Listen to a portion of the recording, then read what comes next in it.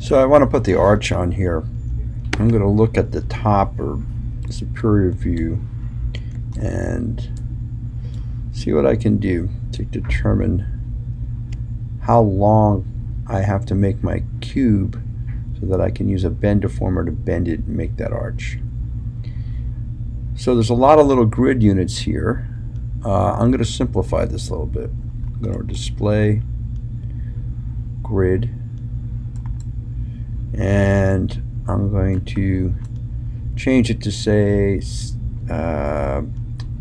let's make only 2 subdivisions, and it's a grid line every 5 units. Let's say every 10 units. Okay, so that's a little sparse. So let's up the subunits to 4. Okay, so now it's a little easier for me to calculate. I basically have to go 1, 2, 3, 1, 2, 3 to get across. In other words, if I want to arch, so that's 1/2 is basically 6. The other half will make 12. Okay.